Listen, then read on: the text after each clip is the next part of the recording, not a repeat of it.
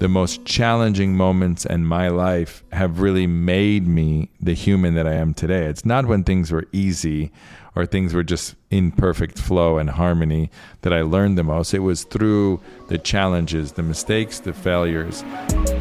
Welcome to Talks of Imperfection. In this episode, we meet Miami-based real estate and city district developer Tony Cho.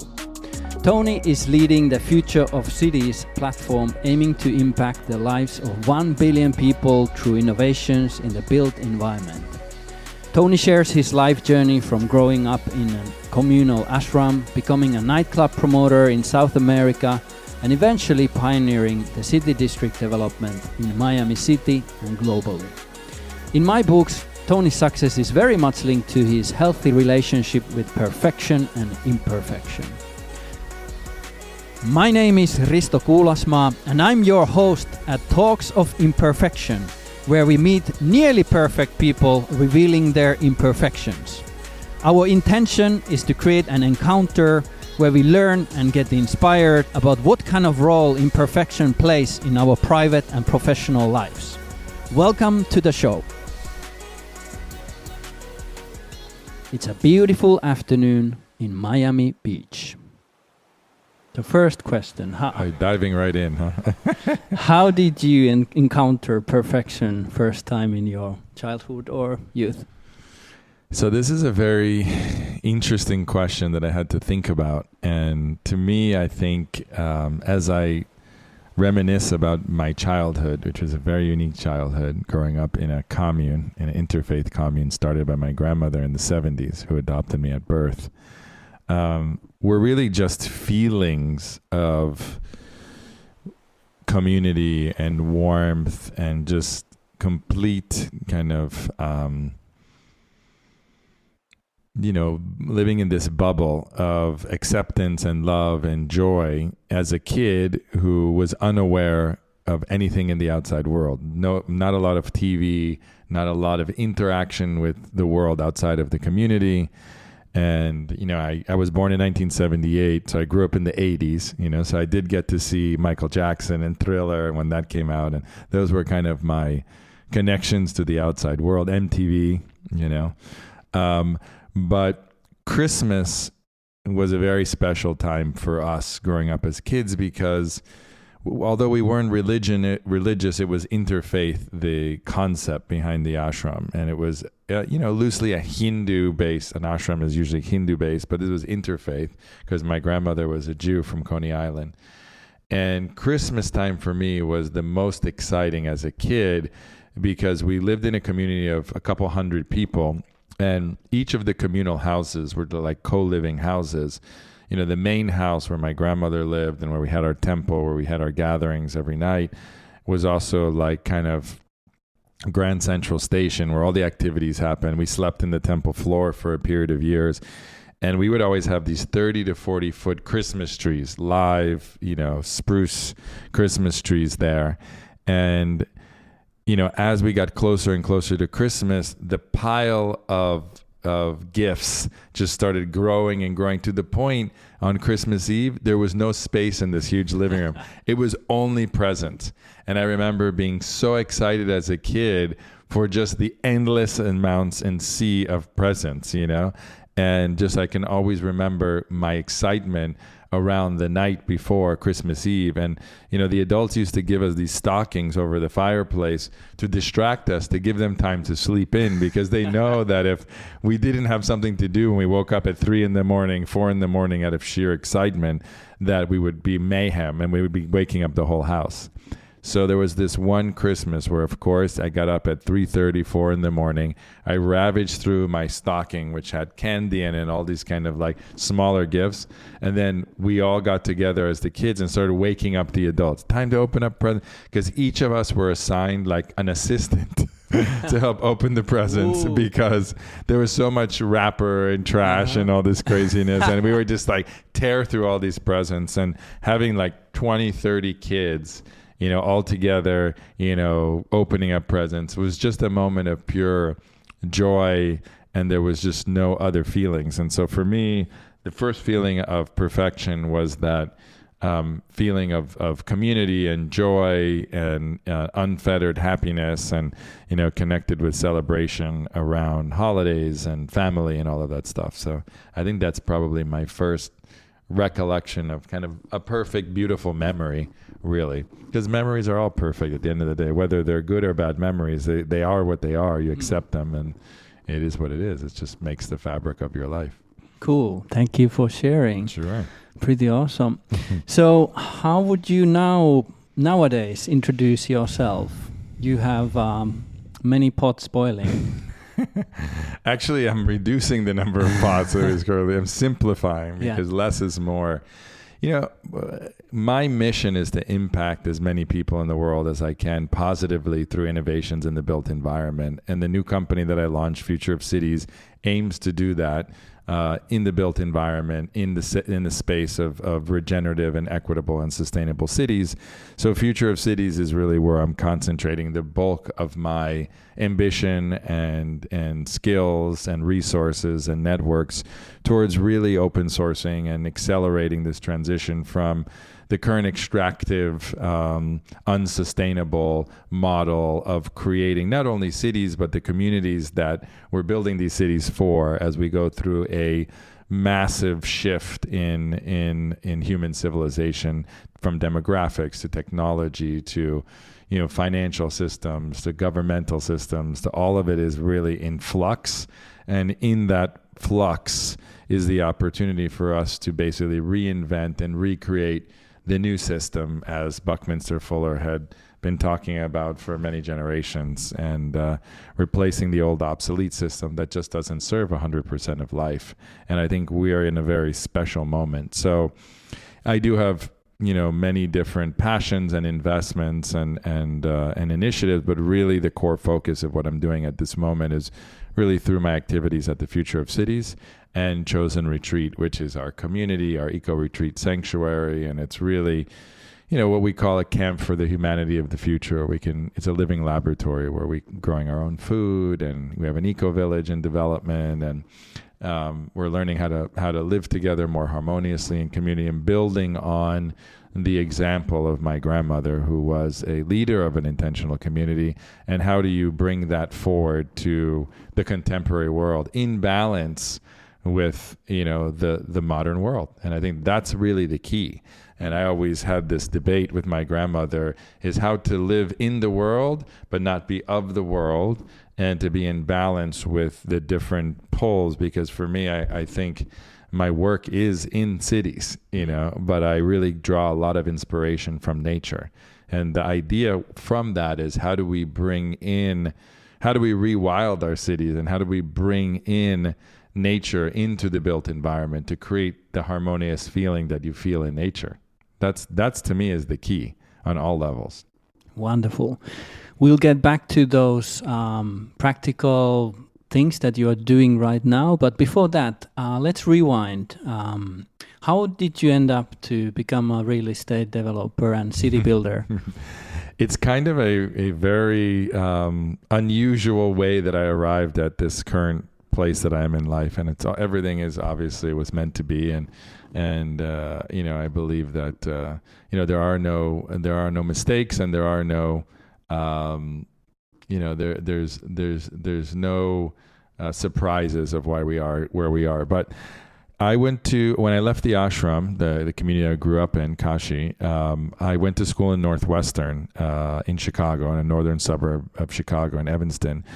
And I found myself very out of place. I found myself very unfamiliar with freezing cold, pre-professional, Midwestern fraternities, kind of the antithesis of the community, warm Florida, very, very maternal, very matriarchal, very idealistic. There was, a lot of embracing and tolerance around, interracial couples and, LGBTQ communities, and HIV and AIDS was very much present in our life.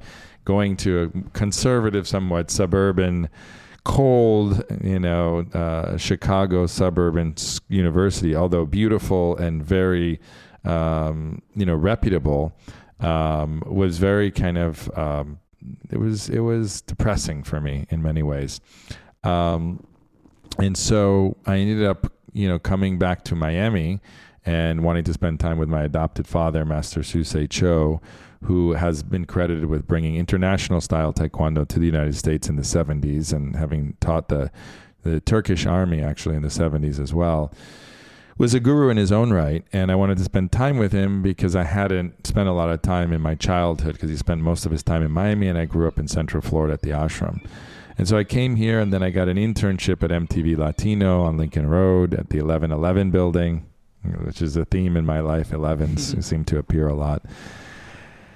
And I was blown away by the multicultural, Latin diaspora vibe of Miami. And I was very taken, by all things Latin women, Latin culture, Latin music, Spanish, all of it. And I decided to do an exchange program through Butler University, which was affiliated with Northwestern. And I moved to Argentina and to do an exchange program, learn Spanish, very rigorous program. And it was life-changing for me. Eye-opening, life-changing, mind-expanding, really incredible experience. And after 6 months, I called my grandmother, the guru, and I said, I've got bad news for you. Unfortunately, I'm moving to Argentina. I'm dropping out of school, and I'm eating meat. And do you know what she was most offended by? Could you imagine? Hard to say.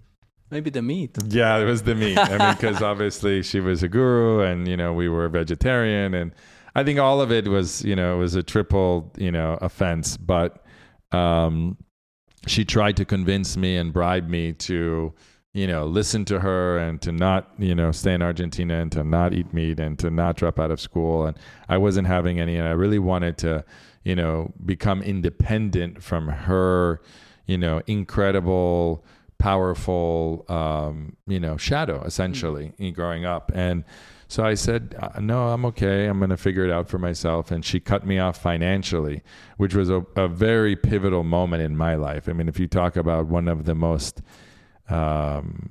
challenging but exciting moments, on this tip of, completely being excommunicated and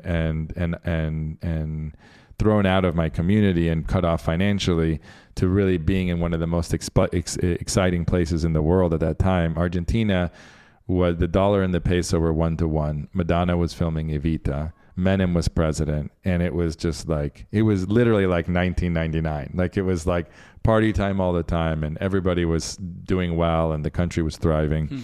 As artificial as that was created and fabricated, for, from the government, but it was a glory time for Argentina.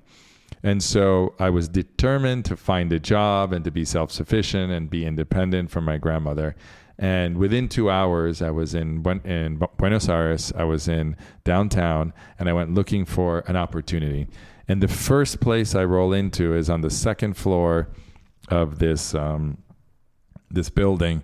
And there was a striking, middle-aged, red-headed, beautiful woman named Vici standing at the top of the stairs.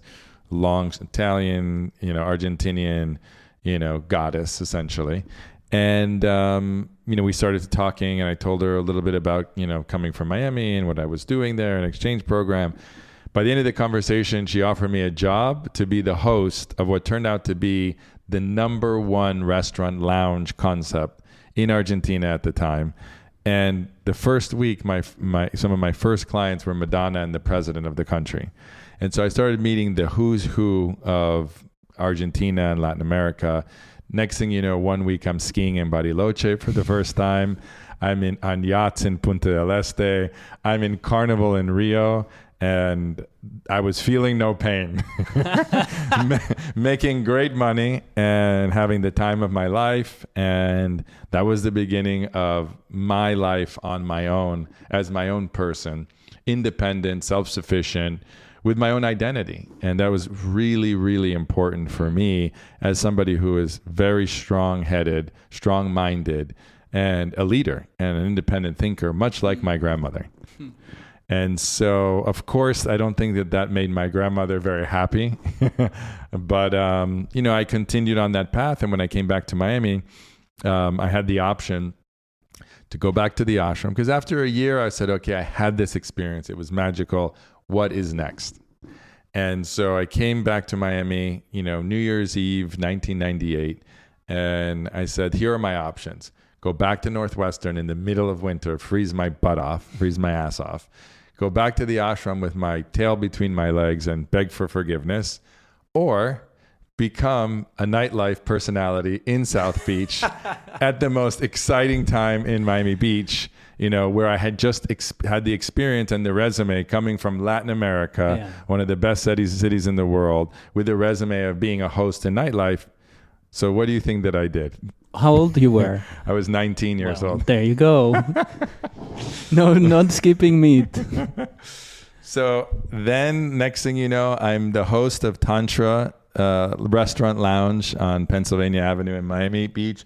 This was the hottest lounge in Miami Beach. Al Pacino, LL Cool J, Pamela Anderson, regular guests on a regular basis. I'm hosting them at 19. I'm not even old enough to legally drink alcohol. And I'm serving Methuselahs of Dom Perignon and PJ Rosé, to all these celebrities and having the time of my life. And it was just magical. Next thing you know, I'm at Cannes Film Festival. I'm at Sundance Film Festival. I'm at the US Open. I'm at all these places as a personality representing Miami nightlife. And there was nothing at that point at 19 years old that was more fun or more magical than doing that. Wow. And then the third chapter, how on earth you found your way to real estate?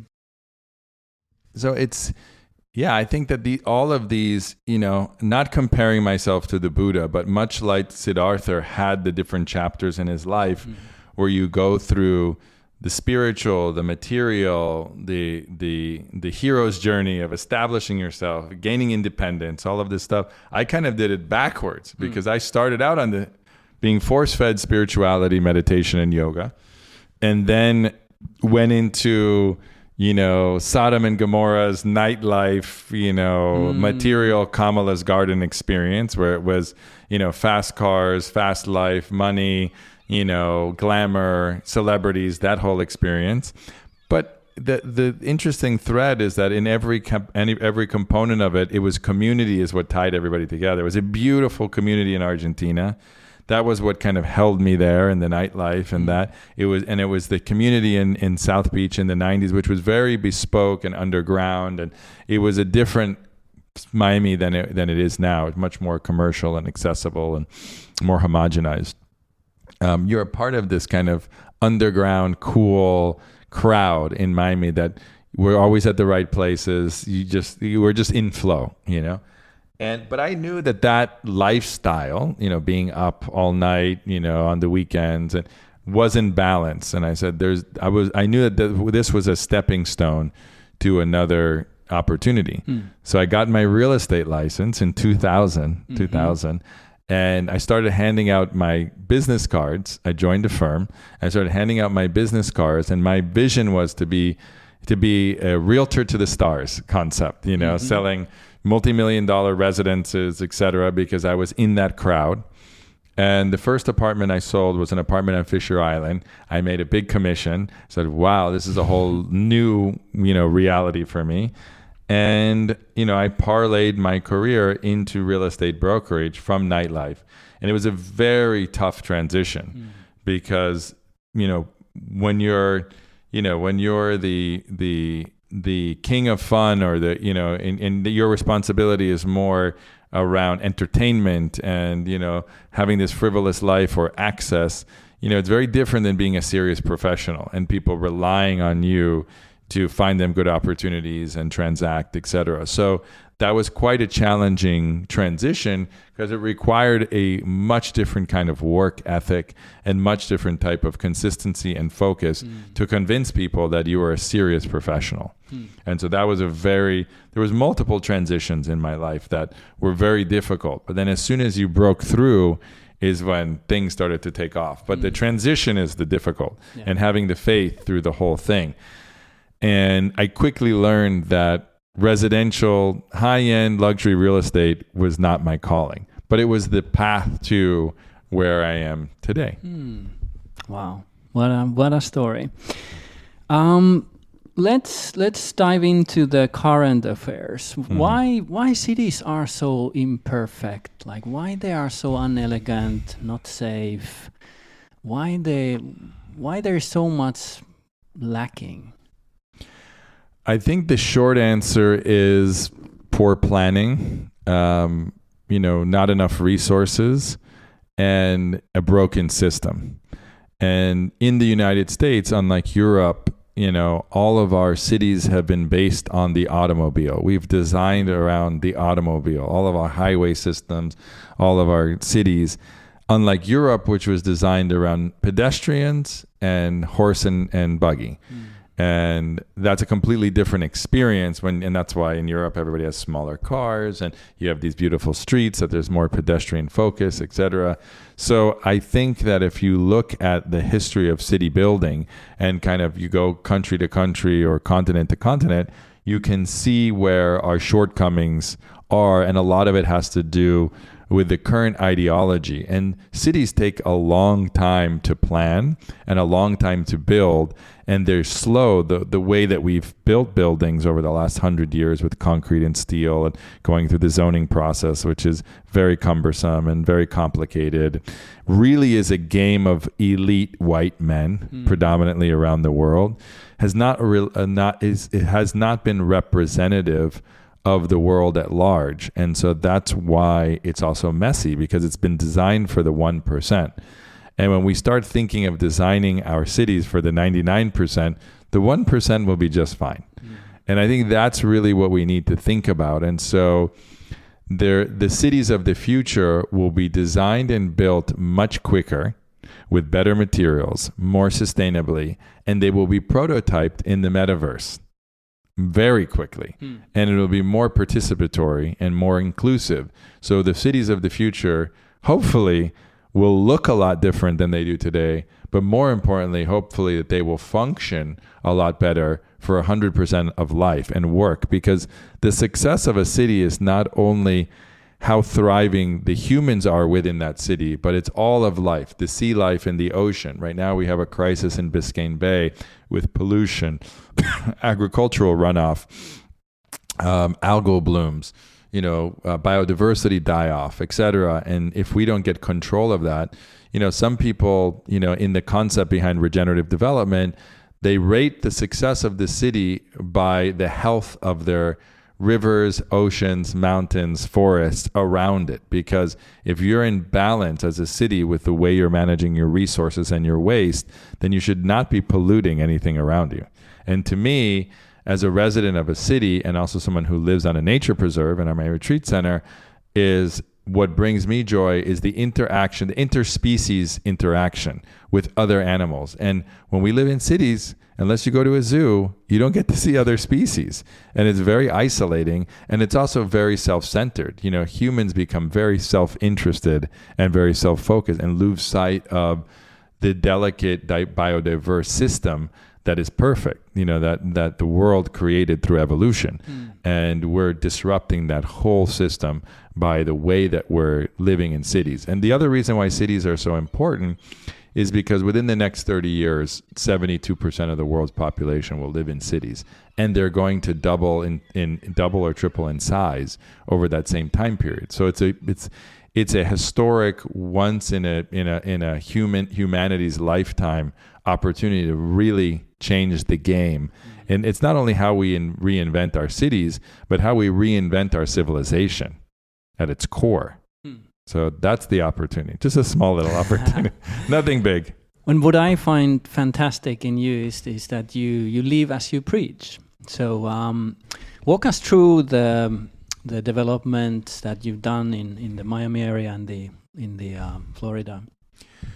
So the Miami evolution was great because, in 2001, I was flying high in nightlife, traveling around the world, going to the most fabulous parties, film festivals, fashion shows everywhere, Monaco Grand Prix, all of this stuff at 21 years of age, living a very carefree lifestyle, working 2 days a week, going to the beach 5 days a week.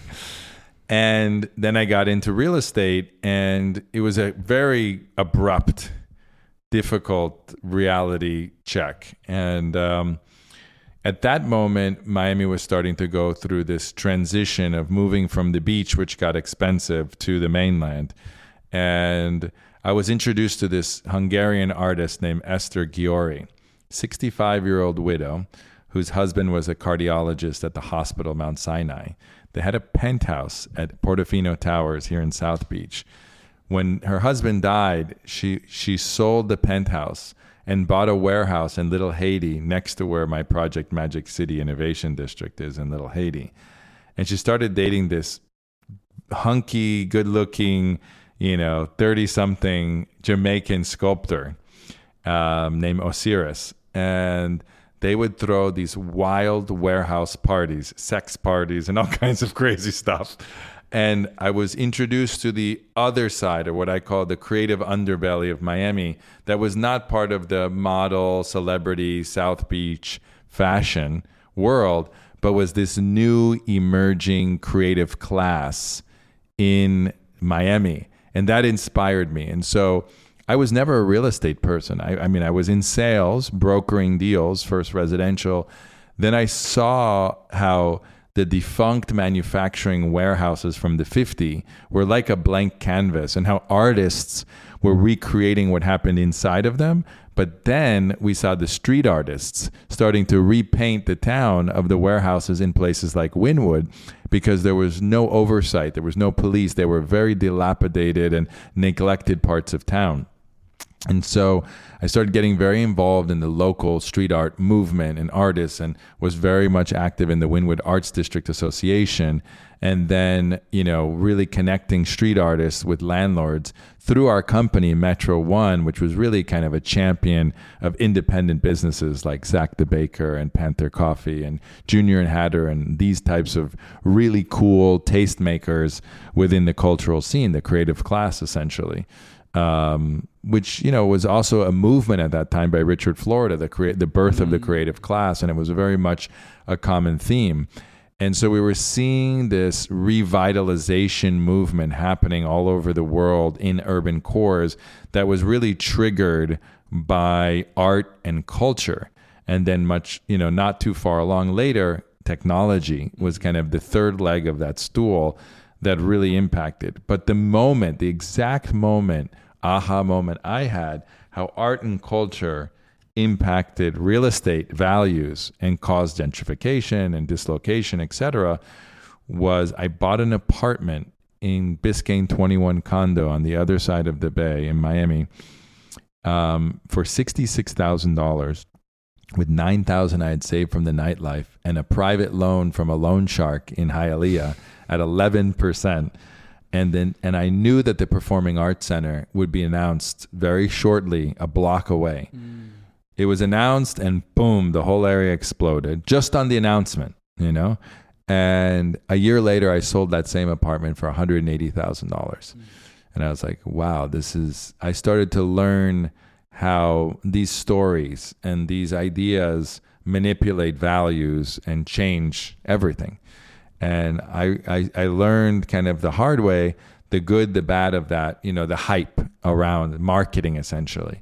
And then I saw when Facebook and Instagram started happening and people were taking selfies in front of the murals in Wynwood, how that exported this image of Wynwood, and Wynwood overnight became this internationally recognized brand of street art. And it became, one of the most recognized neighborhoods in the world.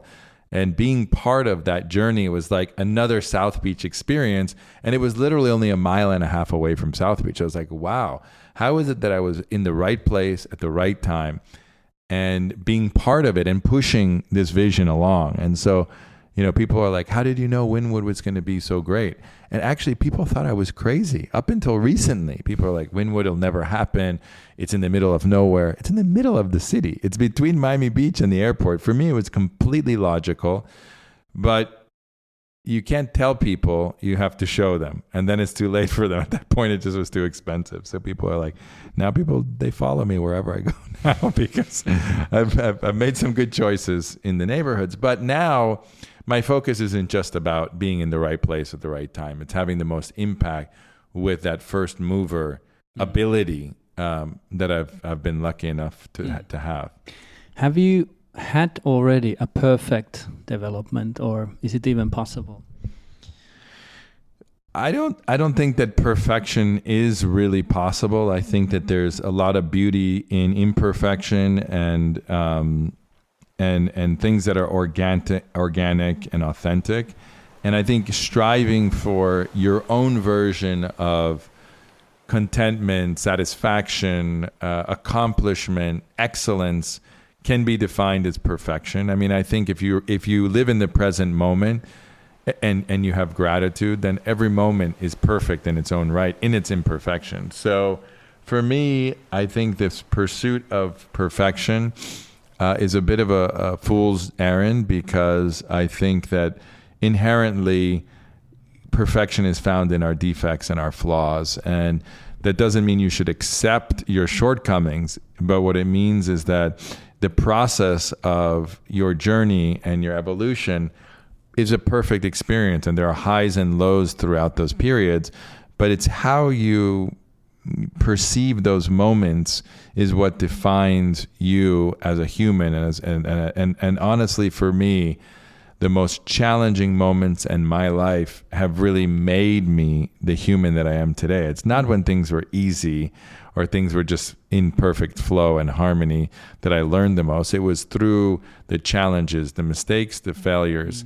And one of the biggest ones for me was in the financial global meltdown of 2008, 2009. I was 27, 28 years old, and I was flying high. I was, I just opened up my new brokerage. Before then, I was the number one commercial brokerage in a big firm of 500 agents. And I opened this big office next to Lenny Kravitz recording hangout studio in Wynwood at the warehouse. And I thought I was the cat's meow. I was the coolest kid on the block. And then, Bear Stearns collapse and the financial market implodes and Miami loses 50% of its real estate value overnight. The phones are not ringing. I had all of these loans that I was maxed out on all the properties because people were handing out loans like water, money like water. People would come up to me and say, hey, you can buy this condo and get money back at closing. So basically you're getting paid to buy real estate. I said, something inherently didn't feel correct about this to me. And then, of course, those movies, Too Big to Fail, and all the other things that came out showed what happened in the financial meltdown. You had cocktail waitresses from nightclubs and taxi cab drivers who were all like speculating. I've got 15 condos. I've got deposits here, and getting adjustable rate mortgages, and everybody was in on the Ponzi scheme, and it all fell down like a house of cards. And I was badly burned by that, and that was my first real lesson in how markets change, and being more conservative and being forward thinking, and not just living day to day in the moment. It's never gonna end. The party's never gonna end. And that was the moment, probably the lowest point in my professional career, when everything was collapsing before me, when I met my current wife, Jimena. And I was losing my house in foreclosure. I had to get rid of all my cars. I had a Prius that I owned because I wanted to own something that wasn't financed. So I bought a Prius at auction that I still have today, like 12 years later. Ironically, it's worth more than I paid for. And now the company uses it, and we have it in an emergency, and it's this symbol of stability for me. And I was living in a 1-bedroom apartment with my wife, and for a couple months she paid the rent, and she got in when the stock was low. What is the personal imperfection that you are working right now on? So for me, one of the personal imperfections that I have is being more patient and surrendering to the moment without judgment. I think that that's challenging for me. I like things to happen quickly, and I like to, have resolution the way that I want it, when I want it. And, having patience is a real virtue, and it's something that I, have struggled with and work on a regular basis through meditation and exercise and breathing and, breath work and things like that. But yeah, I think that that's probably one of the things that I struggle with. And from that low point, if I look at you now, I've had the pleasure to enjoy your chosen retreat, and it's been, you live in an abundant world. What kind of spin you into the growth track from that low point? Well, ironically, financially, I was devastated, and didn't really have access to, I didn't have any money. But what I had was experience, conviction, passion, and I was in the right place at the right time, because being in Wynwood when the market crashed was the right place to be. And I was able to, because of my position and being the number one broker and an investor in that neighborhood, people were coming to me. Someone once called me the rabbi of Wynwood. You had to come and pay the toll to enter. You had to pay Tony Cho the toll to enter Wynwood. So, one of the deals that I put together, which I was just talking to the guy that I did this deal with, was the Ducati building, which I had sold to my client and before the financial crisis. And then he decided to sell it to me because he didn't want to move forward with it at a very good price. And I didn't have the money to buy it. So I borrowed 100% from another client and, cobbled this deal together. And it was at the bottom of the market, and the market kept on rising and rising. So I refinanced and it was able to stabilize this asset. And 2 years ago, I sold it for, a very good price. And that was, an incredible opportunity to really turn the right place at the right time into an opportunity. And that's interestingly linked to the imperfection you are working on. Like, real estate is all about it's a waiting game, right? How you cope with that, with all that passion and you want things fast, right? Well, I think, on the one hand, I'm not in a rush because, our first slogan of our first company, Metro One, was "We shape neighborhoods." And so shaping and being part of neighborhoods is not, it's not a quick process. It's a slow process, an organic process. And so I've learned, at least in the professional real estate game, which is a slower game, to have patience, and to believe in the long-term investment. It's not a game of just flipping and monetizing, et cetera, because then you're extracting quick value, but you're not leaving a lasting value on the community or an impact. And so now I'm investing in opportunity zones, which have a minimum time horizon of 10 years, which is very aligned with, and that's the minimum when you're really looking to build authentic, regenerative communities that you want to invest your time in to really be part of something and be committed to something. So I really believe that, that taking your time and being thoughtful and actually can accelerate, if you do things right, you get more support, you get more acceleration in your entitlements and getting approvals than if you just try to go and be a colonizer and ram down your ideas into somebody else's minds and thoughts. And I think for a long time, real estate developers have been neo-colonizers with their own ideas. They come into an underserved community, predominantly in this country, an African-American community, and they say, I want a country club here. I want a golf course here. I want a Ritz-Carlton here. But what does the community want? What makes you think that you're God? And you can say, this is the best thing. It's maybe the best for your pocket, but is it the best for the overall company? Is it for the overall city and for overall community? And I'm not also a socialist either. I'm a social capitalist. So I believe in profit, but profit not at the expense of others or the environment. And I believe that there's a way to do that if you actually care to accomplish that goal. Unfortunately, a lot of people don't have that ambition. Most people in the world are living hand to mouth and just trying to figure out how they're going to feed their family. So that's basic subsistence and survival. And I don't blame people for doing what it takes to take care of their basic needs. But once you get beyond your basic needs being met, I think we need to start educating people. First of all, we need to work on making sure that everybody has their basic needs met in the world. We have all the resources and the technology to do that. Secondarily, we need to teach, which the next generation, we've been talking about this, I have ultimate faith in their intentions and their upbringing and their ideas that they will do the right thing. But the education that, in order for us to have a sustainable regenerative future, we can't just think about our individual selves. We have to think about the collective, and that it truly is in our personal best interest to think of others. And once we learn that, I think the world will be a better place.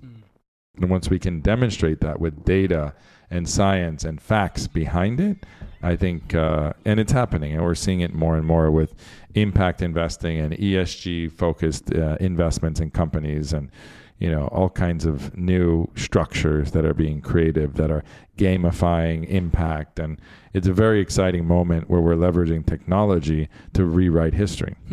That's a perfect segue to the perfect future.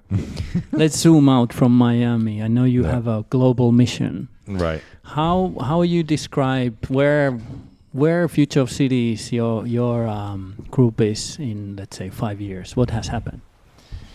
Well, according to the UN, the 2020s from 2020 to 2030 is the decade of action.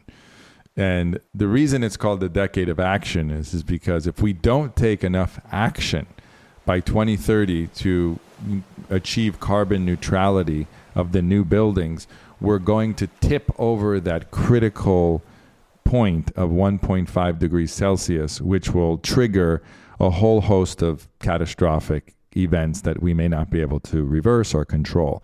And so I think that the data and the science behind that is very compelling. If you read the IPCC report, I think most intelligent people can agree now that climate change is real and that it's not fake news. Whatever side of the political aisle you're on, the data is there. It's very compelling. And cities play the most important role in it. So in 5 years from now, I believe that Future of Cities will have launched several demonstration projects in the United States, maybe in other countries as well, that will serve as models that hopefully will have been adopted in other countries and other cities around the world, and our framework of regenerative placemaking being used as a new framework and benchmark where we're open sourcing and sharing best practices in a way where we're accelerating this transition to a more regenerative future. So 5 years from now, we'll be in 2027, 3 years away from the end of the decade of action.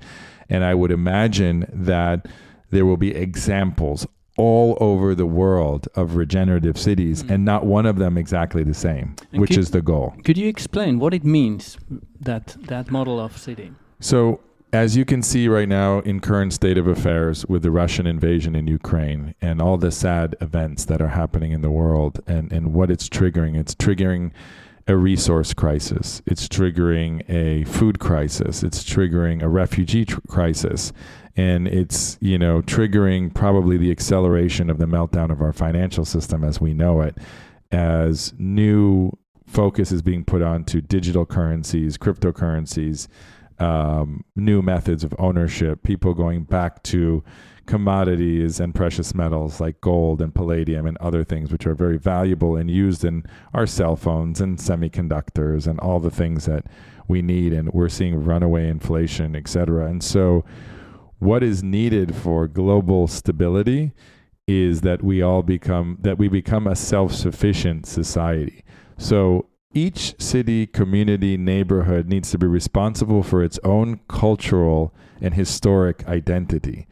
But the software, that runs these cities, the technology stack, is that every one of these cities should be self-sufficient, meaning not relying on imports or external resources to provide them with their basic needs. So electricity, food, water, waste management, etc. So the city of the future, the city state as we emerge or we revert back to, will be a city that's completely autonomous from a data sovereignty, governance standpoint, etc., self-regulating, almost like its own decentralized autonomous organization, like a DAO, and be able to provide for all of its citizens and be self-sufficient, be producing its own energy, be producing its own food through local networks, regional networks of farms, etc., green roofs, vertical farming, rainwater catchment system, producing energy in things like wind turbines that are, or actually water turbines that are in the sewer, and other new technologies that we are going to be investing more and more as we see more dislocation and instability in the global macro marketplace of what's happening. And we saw it through the pandemic, where we couldn't rely on imports. China shut down, India shut down, the ports shut down because of the pandemic. This kind of instability and reliance on other countries is going to become such a pain point for the world that more and more people, that's why people are moving to Costa Rica and farms and eco-villages. They want to, live self-sufficiently, autonomously, decentralized, have their own sovereignty. And this trend is going to continue. And digital currencies and blockchain is going to help that happen very quickly. This is the most disruptive time and technology, I think, of our era is going to be Web3 and blockchain. And that is going to help us transition. And it's not going to be an easy transition. There's no transitions that are easy. But I think that, to me, I can't tell people what the city of the future looks like, because those are all based on cultural and historical and geographic and environmental concerns that each city and community and resident need to co-design themselves, but using the best tools available, the best technologies, the best practices, et cetera, and sharing information, open sourcing these things. It's no longer, we're getting, we're in such a crisis that we're getting past this post-capitalistic, post-competitive world and moving into an era of cooperation, collaboration, public-private partnerships, cross-sector collaboration at scale, because without it, we're screwed. That's a compelling prophecy. What do you think, what is blocking it? Why it's not already happening? And what will be the kind of hindrances on the way to this vision? I think the main thing that's blocking the transition is lack of education, complacency, and it's not serious enough yet. We're not feeling enough pain. The developed world, we all live in a bubble. We're completely brain dead with social media and distracted, that we're not present and we're not living in the present moment. We're living in some other virtual reality, which I think is very unhealthy if it's unchecked and not balanced with a healthy dose of being in the natural environment, being outside, breathing fresh air, not staring in front of a screen. It's not the dystopian future that I imagine for my kids. And I spend average 4 or 5 hours a day in front of Zoom calls. So I want to temper that as well and figure out what is the best way to move forward. And I think we have to go back to the ancient technologies of our ancestors, of the indigenous people who used ritual and ceremony and plant medicines and other things that are now disappearing because we're not paying attention to them. We're just raping and pillaging and conquering and manifest destiny everywhere, and clear-cutting forests and rainforests, and without regard to the biodiversity that has all the medicines to heal us in there. And so I think we need to really get very serious about preserving that biodiversity, getting very serious about creating cities of the future that are regenerative and sustainable, and protecting, green space and wild space and biodiversity around the world. And that's why the parallel argument or thesis or movement to the future of cities movement is the Half Earth movement, which is also happening, which is aiming to protect, 50% of all the biodiversity as wild, protected land conservation around the world, because humans should not expand beyond 50% of the landmass. Also, the Earth is covered by 70% water. The oceans cover 70% of the Earth. And we can also develop through projects like Oceanics, UN Habitat Project, civilizations on water, so that we don't have to ruin habitat for animals and species anymore, because we've already, basically expanded beyond our sustainability. And you mentioned education as a part of the big picture, and that's obviously important one. You have a plan to build a school. What would be a perfect school if and when you would be the headmaster? It's very funny because, I grew up in the ashram, and I went to school at a private school that was founded basically because as a response to the discrimination, bigotry, and racism that was very prevalent in the public school system in Central Florida in the 70s and 80s, and in Florida in general. And, this was not a lot of resources, so not a big science lab and no sports programs except for martial arts and things like that. But the one-on-one education that I was afforded and that I had with amazing teachers of kind of arts and sciences, etc., I think gave me the foundation that I needed to be successful in the world and in other places. And I think that, if you treat every child and every student as an individual, it's the same thing as medicine, and modern medicine, and treat them as an individual with an individual chemistry and composition and capabilities, and you create an environment where they can really thrive and pursue the things they're passionate about. I think that's the ideal type environment. I think teaching kids about being self-sufficient, growing their own food, permaculture concepts, indigenous wisdom, in addition to math, science, technology, all the things that are relevant in our world, but also being able to know how to make things themselves, being a maker, being a creator, encouraging that creativity outlet, because I think so many kids and adults are missing that beautiful part of their life, is their creative side that hasn't been encouraged, because everybody's been encouraged to just be a spoke in the wheel to make money. That's been the ambition. And the goal of capitalism is to optimize each human to be the most productive financially. But that doesn't make the happiest human. So Amen. Optimize for happiness. So Amen. My school would be the happiness school. Happiness school. That's interesting. What would be your advice to the youth out there who are trying to find the perfection in real estate? Like, if you look at back to your youth and your beginning of your real estate career, what would be your advice to your younger self?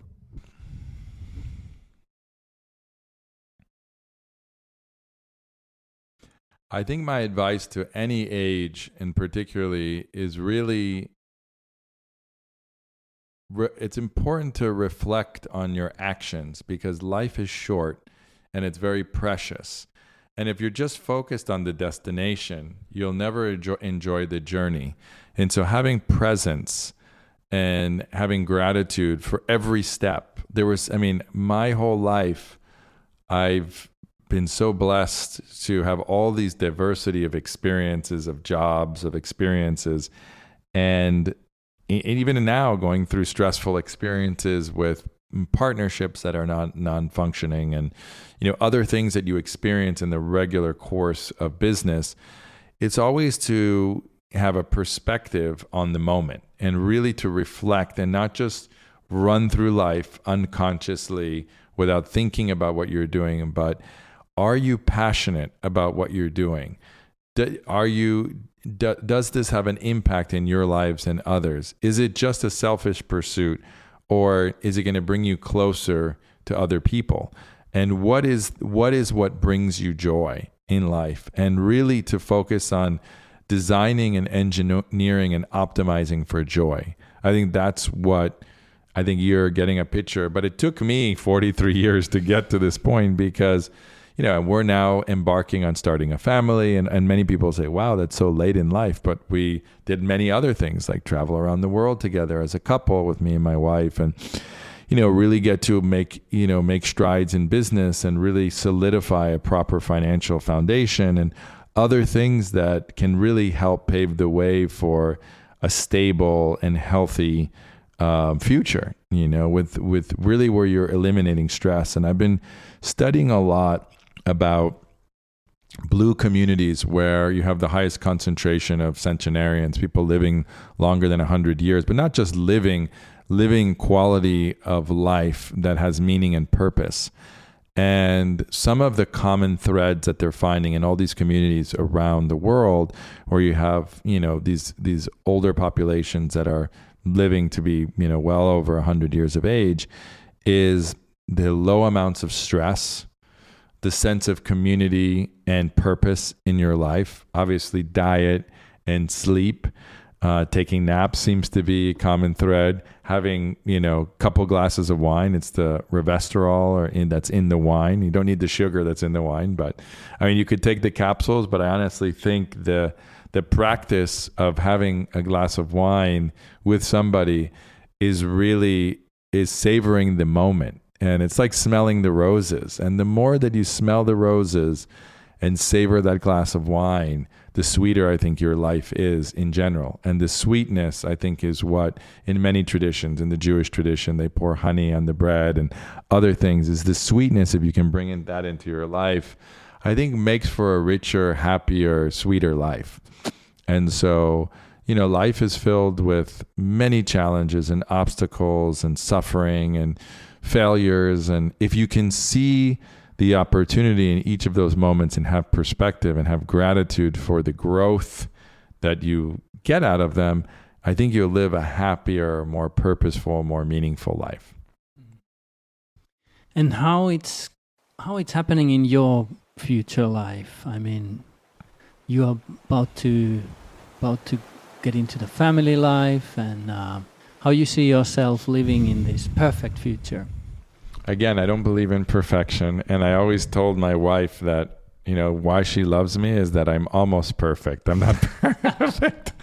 So I have a healthy ego, which I've also worked on. And I have a lot of confidence in myself. And I think that had a lot to do with my upbringing and living in community and self-love, I think, is really important. Not being too hard on yourself, but driving yourself so that you push yourself for excellence. But I think if you strive to be the best that you can possibly be and be disciplined and have a practice, whatever that practice may be, whether it's a sports commitment or a writing practice or a musical practice, whatever that is, meditation, breathing, I think having something that you're developing and growing helps you become a peak person. And so I think that as I get older, what I learn more is that less is more in simplifying, because enjoying the moment without having so many distractions is a luxury. And the new luxury, I think, for the next, 10, 20, 30 years of my life is the luxury of time, of being able to determine what I want to do with my time, and not just, pre-pandemic, anytime we got an invite to go wherever for a wedding or a party or a birthday or this or that, we're on the plane, we're going, we're moving, and it's just, it was beautiful and magical in many regards, but it's exhausting and it wasn't fulfilling long term. So I think perfection for me is balance and being in control of my own time. What I want to do. And when I look at my schedule for the day, when people want to fill it up with meeting after meeting, I say, no, do I need to be at this meeting? Is it really relevant for my personal happiness and success and joy? And prioritizing health and well-being at all levels, mental, physical, spiritual well-being above accomplishment or whatever that means, or above, moving the ball forward in any business venture, etc. And I think the more happy you are, the more successful you are. So to me, optimizing for happiness is a measure of success. And there is beautiful example of creating this kind of happy environment for yourself. Walk us through the Chosen, what it is all about. So Chosen is an eco-retreat sanctuary, which is our home in Central Florida on the banks of the St. Sebastian River, adjacent to Kashi Ashram, where I was born and raised, adjacent to a 22,000 acre nature preserve. That's one of the most biodiverse lagoon systems in North America that connects to the ocean, which is known for its surfing beaches, etc. It's one of the last areas in Florida that is nature focused and protected with bird sanctuaries and other things. That's really under threat by overdevelopment, subdivisions and clear cutting trees. And so I'm kind of on the front lines of this, unfortunate victim of its own success of Florida post-pandemic, where so many people have moved here that there's such a demand for housing and real estate that it's out of control. And so we call it a camp for the humanity of the future, and we have glamping domes and tents, and we host summits and impact retreats and nature-based and wellness-focused retreats. And we have an incredible farm-to-table chef, Chef Colin. We've got Terry and my brother Suse that are running the sustainability and the permaculture and adventure side of the programming, and really creating our perfect environment of sustainability, community. And it's a demonstration project. We're growing some of our own food. We have a senior care facility that's part of the project. We're doing retreats. We live there. We have a mini spa and gym where we're focused on wellness and building a wellness team over there where we can really help heal people on all levels. And so, Chosen is that, it's that container for wellness and healing for us. That's all about taking all of that we've learned, basically integrating the knowledge from growing up on the ashram to being in nightlife to, real estate development, and doing it in a sustainable, regenerative way. It's the counter demonstration project to an urban neighborhood, and how, if you're going to develop an eco-village or a retreat center, what is the most regenerative way to do it? And we're prototyping, solar panel systems like the Tesla tile solar roof, which we have a 44 kW system in the property, which is one of the first of its kind. And it provides 85% of our energy through solar power. And we have gray water biofilter cleaning systems. We're putting in rainwater catchment systems. We're employing permaculture practices to produce, a lot of our own fruits and vegetables and herbs. We can catch our own fish. At some point, we may have livestock and have chickens and goats and cattle and other things to be able to produce, have our own milk and eggs and things like that. So it's really about, the mission of Chosen is really to bring thought leaders and change makers into a sanctuary in nature where they can reconnect with their source, which is nature, which is all of our source. Digital detox from the world that we live in and the hamster wheel. And they can be inspired to go out and impact the lives of millions and millions of other people that they influence through their various businesses and others. And we've had incredible leaders there, from Deepak Chopra to Bjarke Engels recently for a UN Habitat retreat. We've hosted some really important summits, and it's a privilege to really be able to hold space and watch magic emerge. And it's really not, hopefully it'll be financially sustainable at some point, but our mission is really not about making money there. It's about creating an authentic, safe, and beautiful container where authentic, aligned community and impact is emerging in balance with nature, which is a beautiful thing. Beautiful. Last question. What makes you excited about the day ahead when you wake up?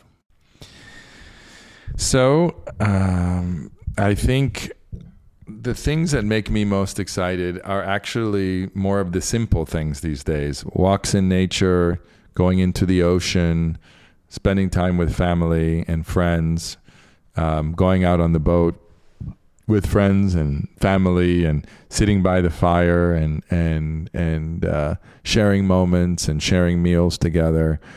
So at one point in my life, the thing that excited me most was going to a gala or, a big party or being on a yacht or on a private plane or something that was new and fresh and exciting. And the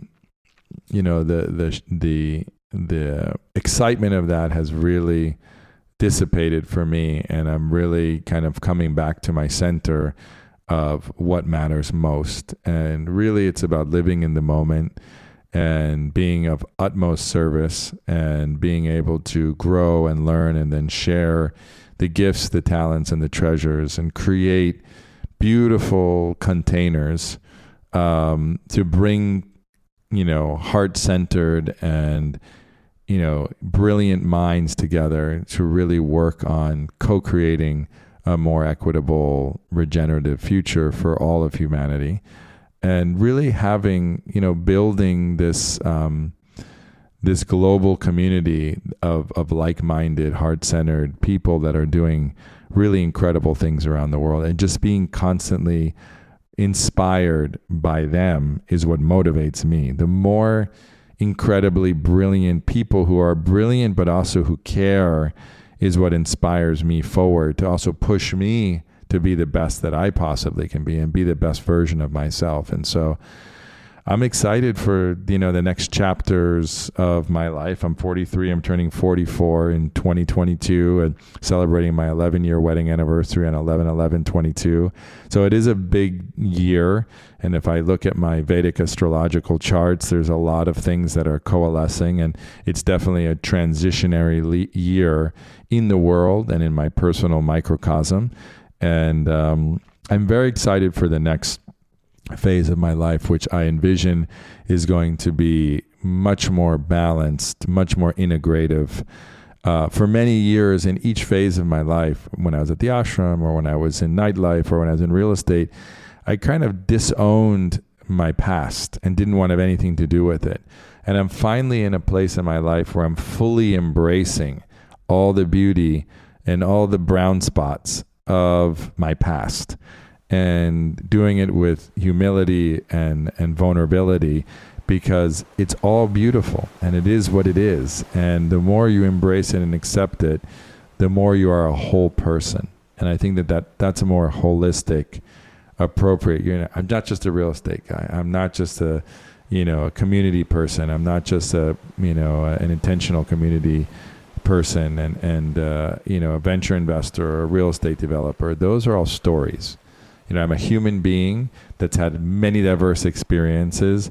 I'm learning just like everybody else, and I'm trying to make the most impact, in those around me, but for the greater humanity as well. Thank you. That's it. No, nothing to add.